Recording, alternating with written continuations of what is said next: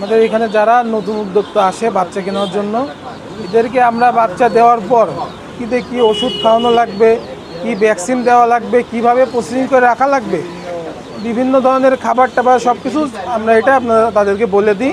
আর মনে করেন আমাদের চার্ট আছে যে ভ্যাকসিন দেওয়া, তারপর হচ্ছে কী পরিমাণের তার টেম্পারেচার লাগবে, কি খাবার দেওয়া লাগবে, কতদিন বয়সে কি ভ্যাকসিন দেওয়া লাগবে, তারপরে আপনার খাবার বানাই খাওয়ার যে চার্টটা, সেগুলো সবই আমাদের এইখানে আছে।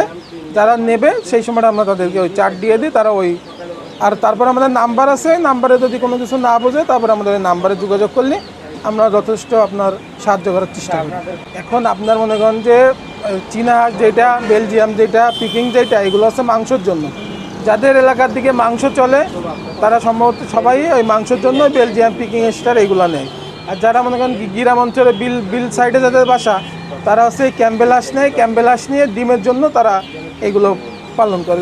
হাঁসের সাধারণত মনে করেন যে হাঁস ছোটো বাচ্চা 10 থেকে 15 দিন আপনার ফিট খাওয়ানো লাগে।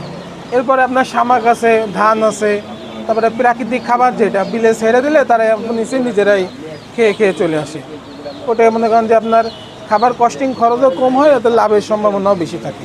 আপনার পিকিং স্টারে একটা হাঁস আপনার 45 দিনে 3 কেজি ওজন হবে। এটা আপনার যদি শুধু ফিট খাওয়ানো হয় তাহলে 35 দিনে 3 কেজি হবে। সেই ক্ষেত্রে আপনার ওরা এই পিকিং স্টারটা করলে লাভবান হবে।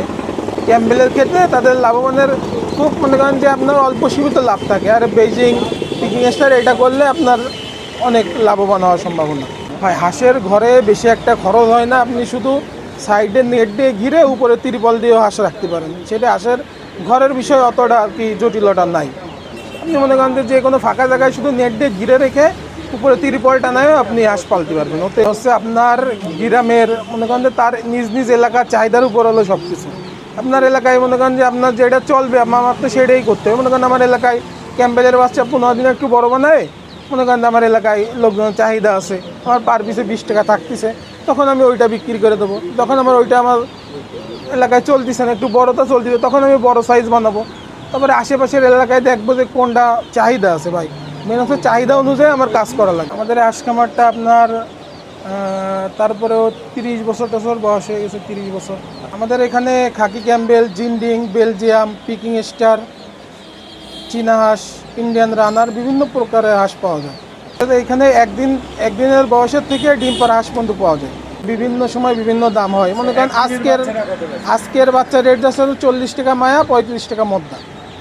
আর বেলজিয়াম হচ্ছে 120 টাকা, পিকিং স্টার 120 টাকা, চীনা হাঁস 120 টাকা পার পিস। মায়া বাচ্চা হলো 40 আর মদ্দা 35। মোহাম্মদ আলামিন শেখ, আমাদের এটা পাবলা দৌলতপুর নতুন রাস্তার মাঝামাঝি, রূপালী হাঁস খামার। নাম্বার 01715 915591।